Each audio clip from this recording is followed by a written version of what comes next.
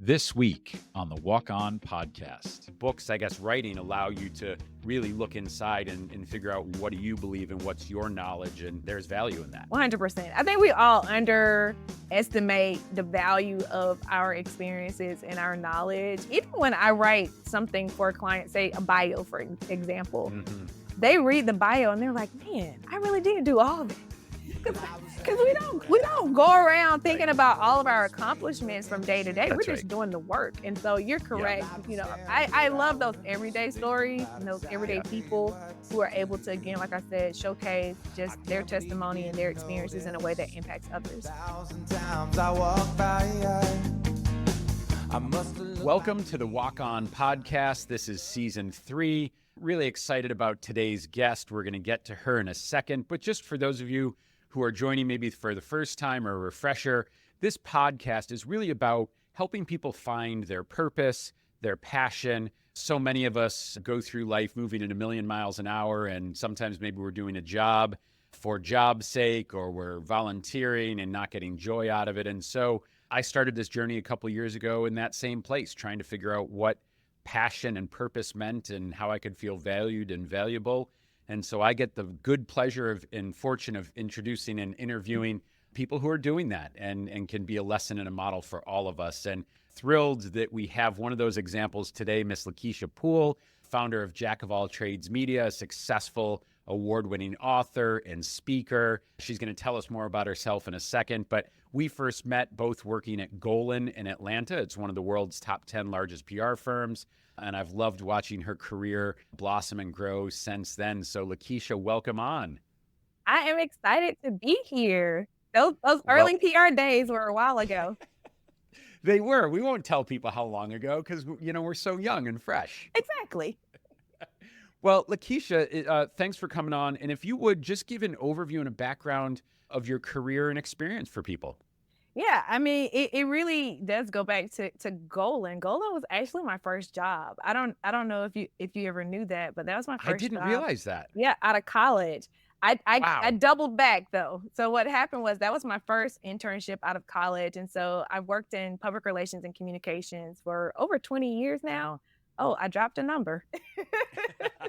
It's all right. It's all right. Right. And so really the reason why I went into public relations, talk about purpose, is because my mentor at the time, she told me that if you go into public relations, you get to write.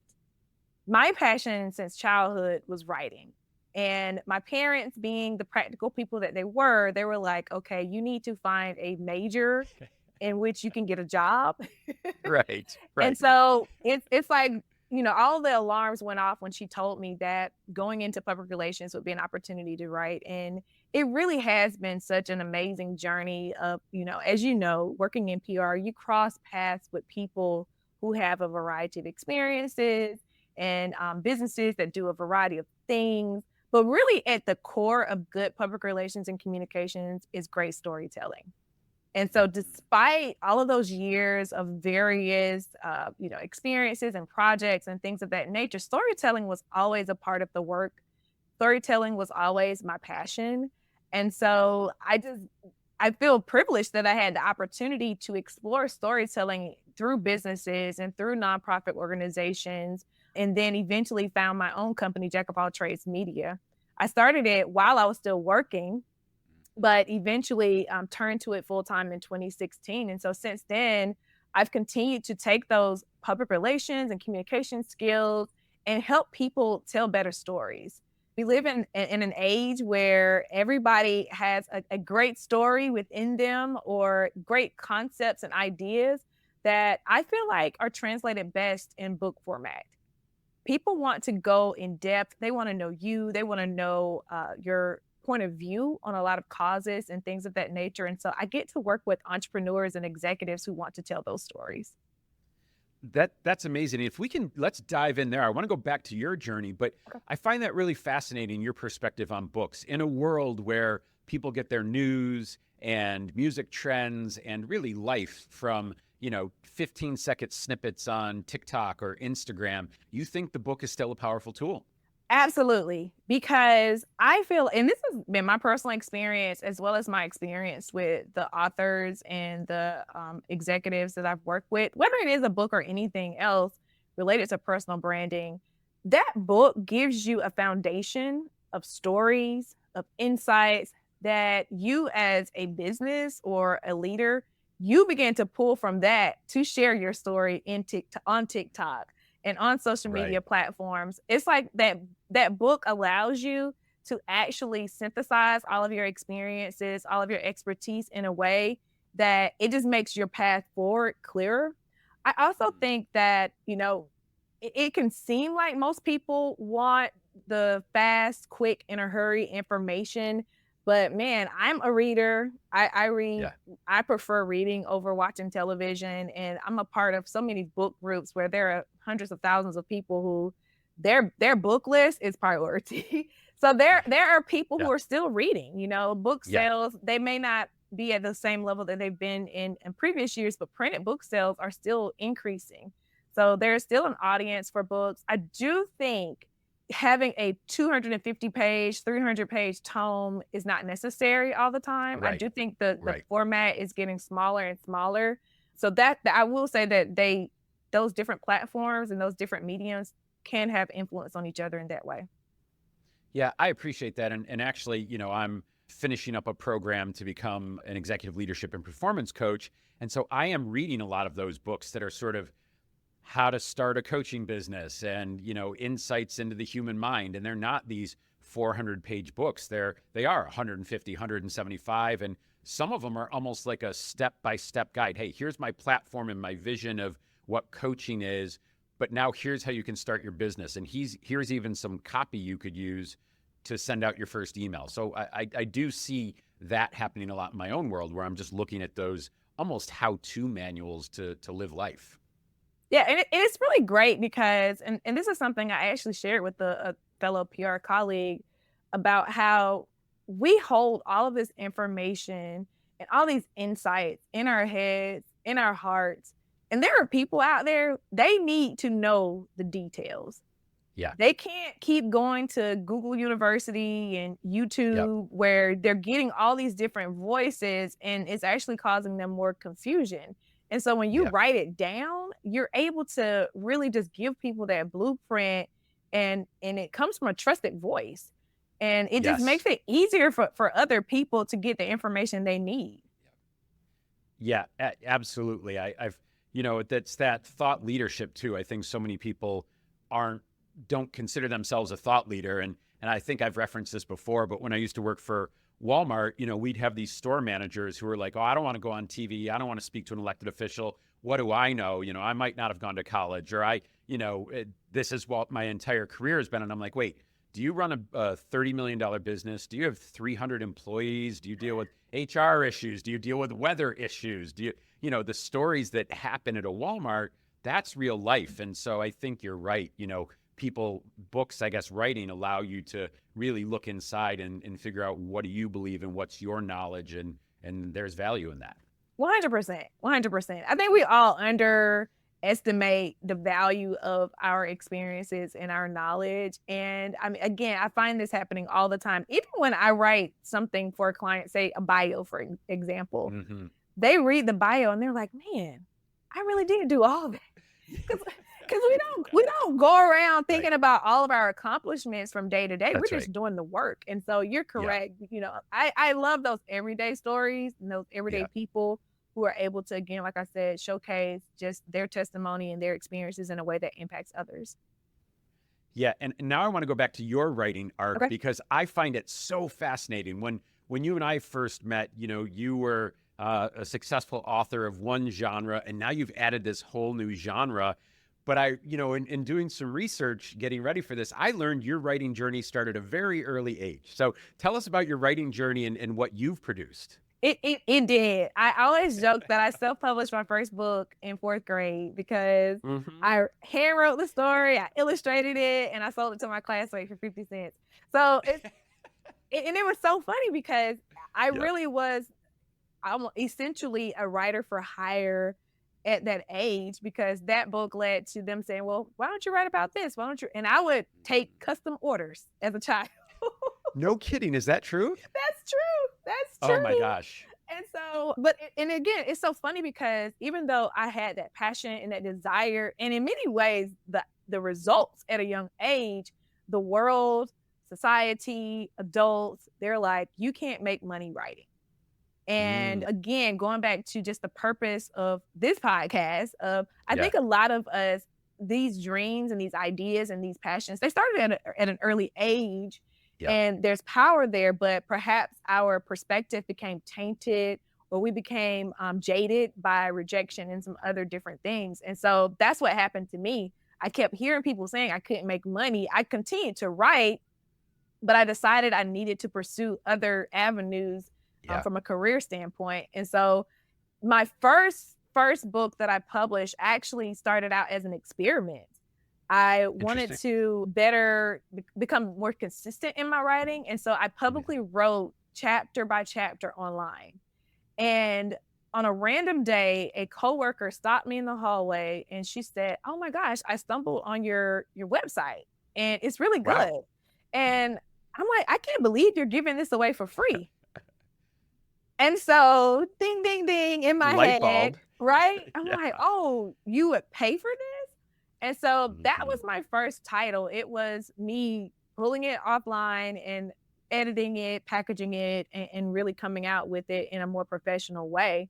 And so readers have always been very integral to what I do. I like to have my readers involved. I like for them to feel like they're a part of a community, to feel like they know the characters when I'm writing fiction, to feel like they know me when I'm telling my personal story. And so that was how everything started.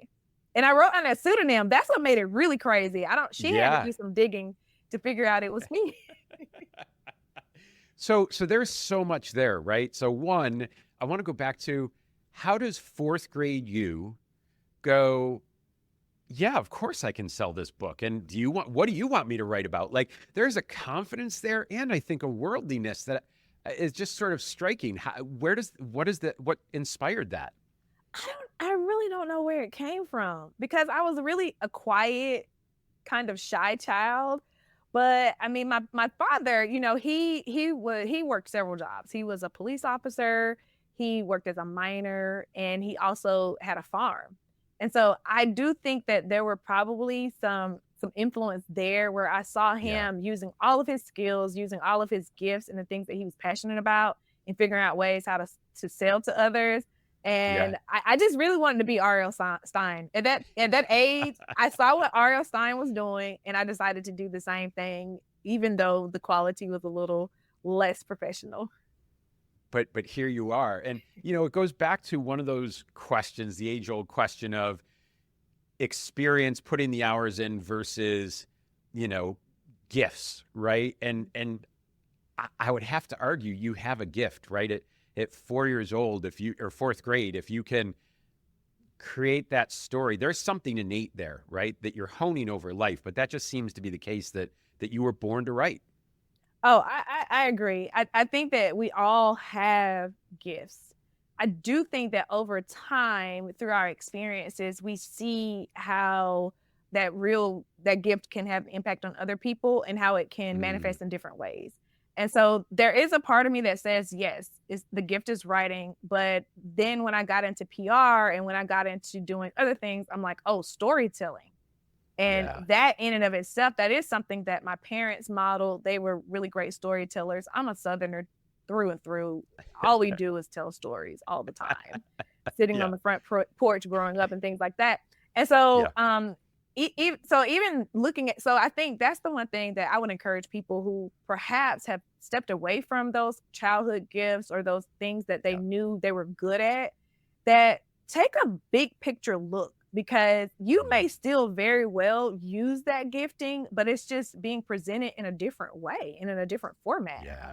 Yeah. That's really peeling back the layers of the onion to say, like, getting to the core, like, oh, I like writing books. I like writing fiction. I like animating or anime or animation. And then as you peel back, it's storytelling is the through line there. And once you understand, I guess, what that core passion is, then that gives you choice. Oh, 100%, 100%. And it helps you to see how, for me, strategy is in many ways a story. Yeah. That's how I interpret the world. I connect these dots and I make sure that there are these different movements that take you from point A to point B. And to me, that's all storytelling is. That's what strategy development is. And so it really is exciting that you can open yourself up to more opportunities and ways that you can use your talents and your gifts.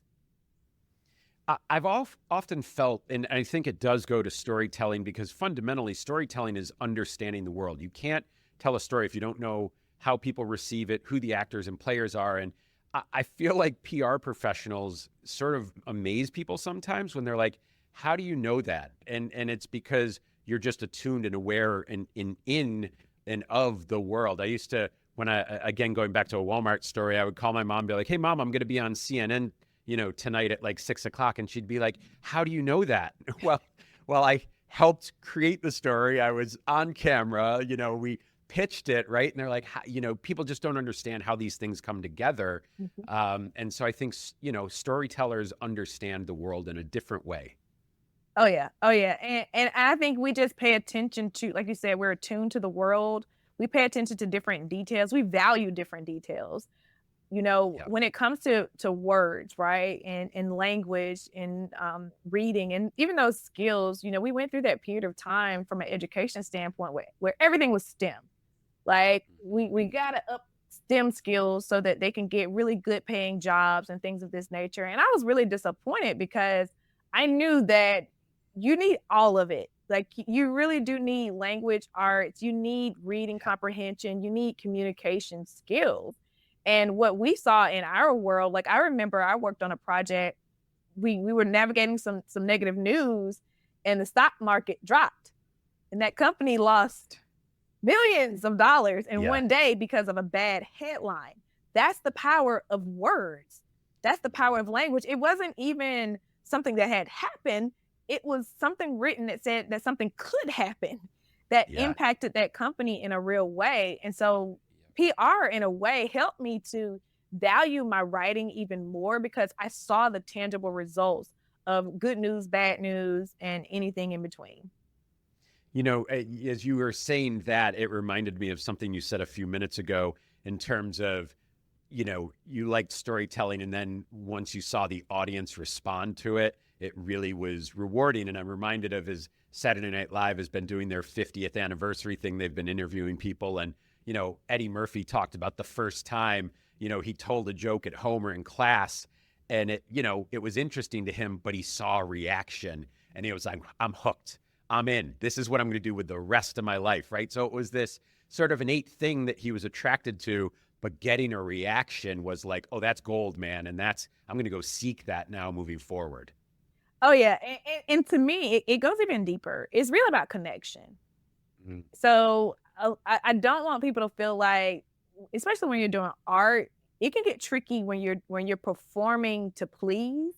So it's not necessarily people pleasing, but it's really about saying something that you've experienced and that person has experienced. And they're like, oh my goodness, that's exactly how I felt. Or that's exactly what I was thinking. I just didn't have the words to say it and I didn't know how to put it together. And so for me as a writer, that's always my goal. Like I said, I love meeting with readers and they're talking about my characters like they're real people. And we have like an inside kind of understanding of the world purely based on the word. And so, that connection is so key when it comes to storytelling. Yeah. And I'm going to go on a limb here, and it's jargon these days, but I think what you're also talking about is authenticity in your writing. Ooh, that is everything. That is everything, because I do feel like probably the previous years we've seen a lot of performance, especially as it relates to online business and online marketing and personal branding and things of that nature. You have all of these different frameworks that people are trying to just follow these steps versus figuring out what really is their core, what their values are, and presenting that. Yeah.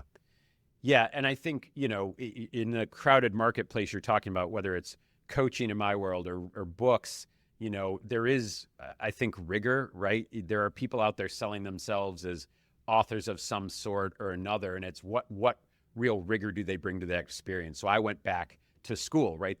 Coaching's a booming business, and there are people who are out there coaching with no training, no experience, and, versus someone who has this authentic experience, but I've also added some rigor to that. And it seems like with writing, certainly with journalism, that is true too. Maybe not. I don't know what your perspective is. Oh, it's completely true. And especially from the journalism standpoint, journalism has changed so significantly since I attended journalism school. Yeah. However, those fundamental skills are what continue to carry me through.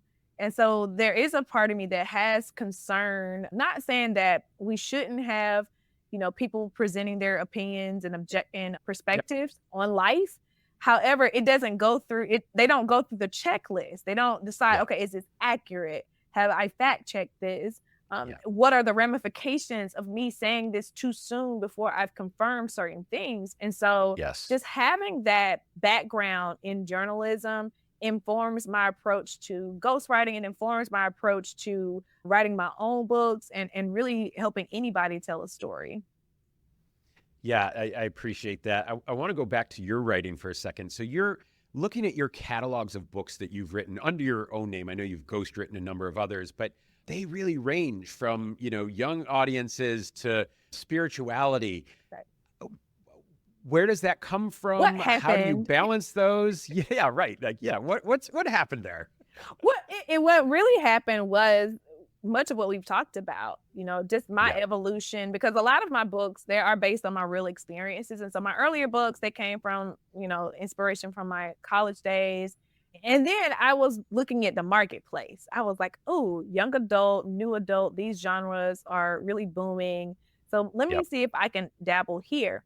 But when I moved back home in 2014, and I started working on this book project called Faith Beats Fear. And it really was an evolution of a blog that I hosted. And I thought, oh, I'm just writing this book. And I kept getting stuck.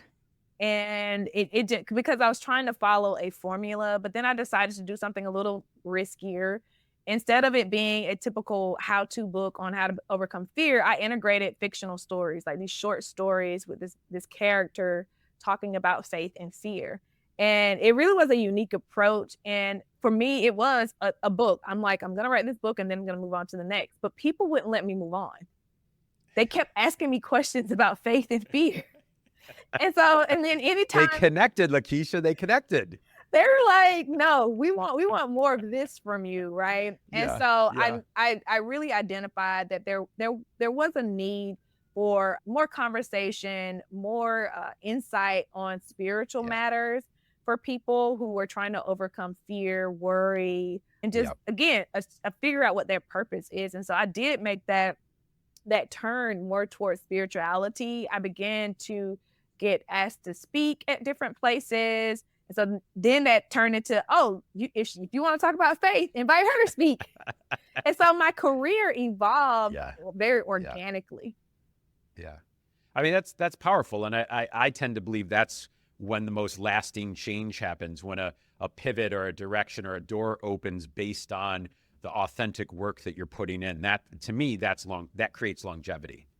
Oh yeah. And you feel better about the work. Right. I don't get me wrong. I'm glad I started with what I started, but I really was more so looking at trends and numbers versus looking at people. And now I have what I feel like is a great community of folks who've grown along with me on this journey.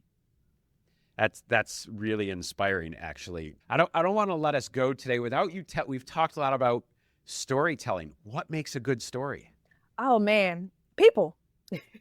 Again, that's the key. That's the key. Yeah. One of the challenges that I see with authors, whether they are writing fiction or writing business books or what have you, they have more of a me first attitude, or they're like, I just want to tell my story. And I understand that because writing is very cathartic. But to me, a really good story takes into consideration the audience, right? It takes into Yeah. consideration what they're going through.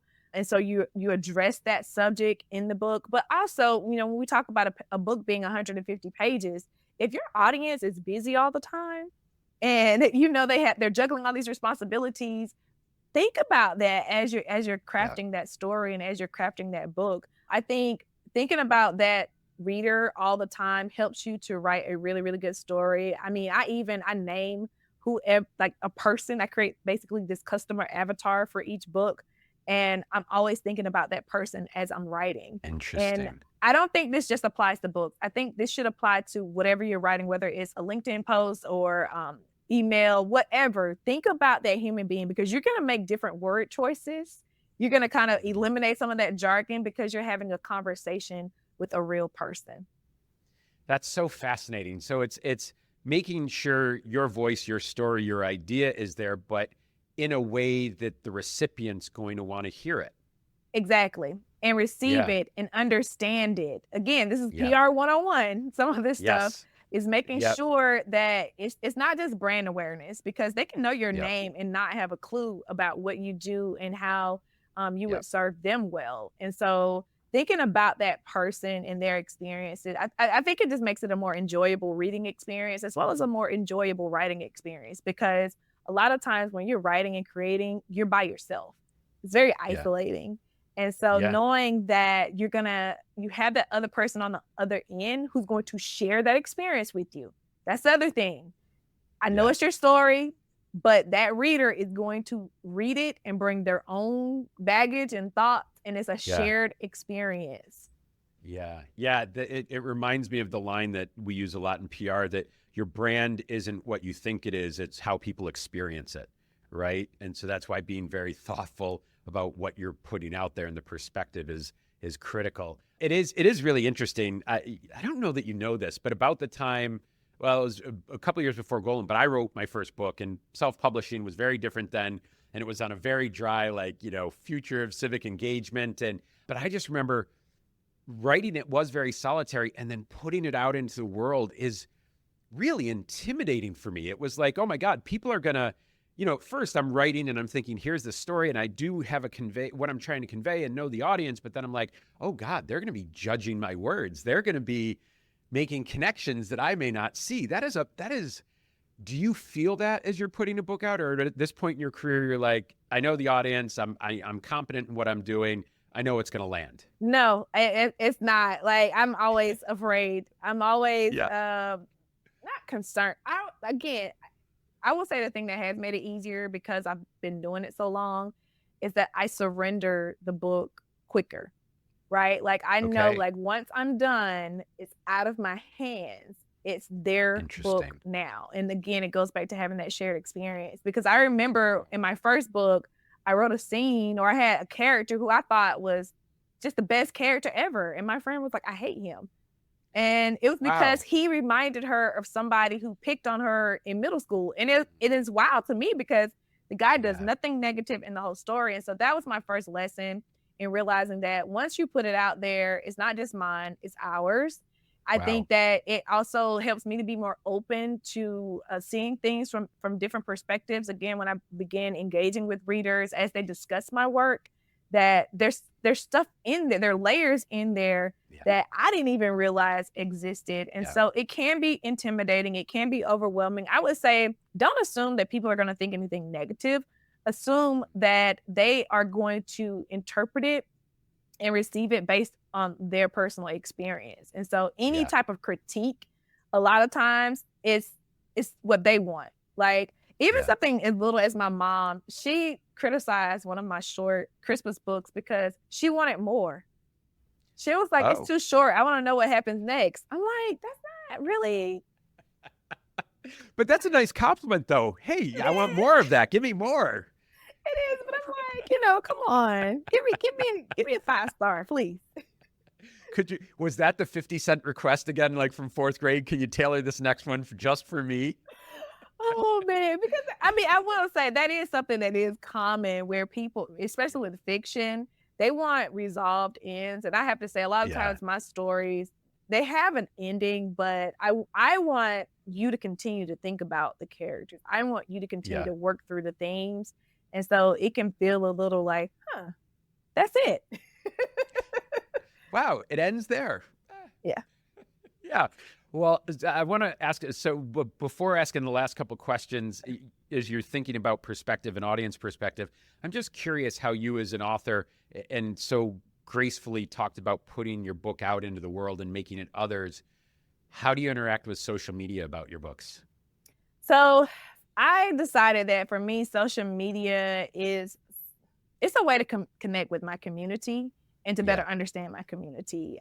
Yes, I do market through social media, but I feel like when I only looked at it purely from a marketing standpoint, it felt like drudgery. And it felt like I was spending time doing something that I'd rather be writing.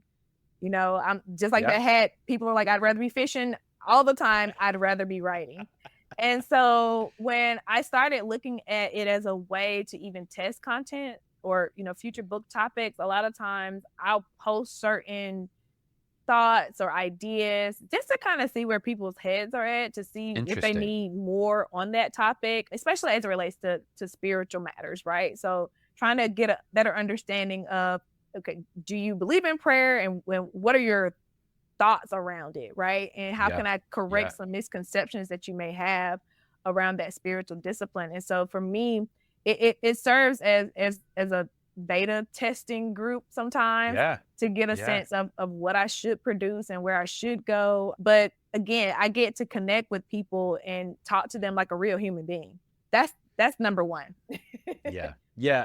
I mean, that sense, it is amazing that you've gotten to a place where you now have a community around the work that you do. And I think that's, you know, when I think about purpose, gosh, that's what I want, right? To be connected to people in a way, because as I've started to think about this, to me, purpose is what ripples have I created in the sort of, you know, metaphorical pond, right? What impact am I leaving as I go through my daily life? And I don't know, that's really powerful to me, that you've built this community based on your work, and it's vibrant and it's living. And it's also very affirming to the work, because I have people who have, I mean, I hate to use the jargon, bought in, but they're really bought into some of the ideas. And so they're willing to volunteer at events. They're willing to read or give feedback. They're willing to show up. They're willing to promote. They're willing to be ambassadors of my work. And that probably was the hardest thing, because I never wanted people to feel like I was using them or, you know, doing this. But I've created a group where they feel like, well, no, this is ours. Like, we are trying to spread this message. We're trying to tell this story. We're trying to create this type of change in the earth. And so we want to be a part of it because we believe in it. Yeah, that's really powerful. I don't know what questions I can ask to top that as a place to leave it. So I'll do this, Lakeshia. As you think about, you know, this conversation and passion and purpose and being valued and providing value, what advice do you have for people who are trying to find that for themselves? I would say the main advice I would have is, a lot of times when we talk about passion, when we talk about purpose, is very feel good. It's very fluffy. It's very much, you know, if you do what you love, you never work a day in your life. No, you're going to work hard for what you love. And there is a sense of peace. There is a sense of flexibility. There are benefits to being, you know, living my life on purpose and working in my purpose. However, when I think about the word passion, I always go back to the original Latin definition, which meant to suffer. And I hope you don't stop the podcast now and think I'm a Debbie Downer. Michael can attest. I'm an optimist. I am very happy. But for me, I have to remind myself that when it comes to following my passion, instead of it being like, what am I passionate about? It's like, what am I willing to suffer for? And I think when things start getting tough, a lot of people give up, or they feel like, well, maybe this isn't my thing, or maybe I'm not called to do this, or whatever. And it's like, no. You have to be willing to sacrifice. You have to be willing to suffer. And so I'm willing to suffer late nights and early mornings to write. I'm willing to suffer not attending that fun national championship game watching party or whatever else, because I'm on a writing deadline. Yeah. I, I, I don't think that's a downer at all. I think, and suffer can have a negative connotation, but to me, it's the work. And I think back to, I grew up most of my life playing hockey, and I played through college, and that wasn't suffering. It was suffering. It was practices sometimes, 5 a.m. without a puck in high school for 2 hours where we're just sprinting.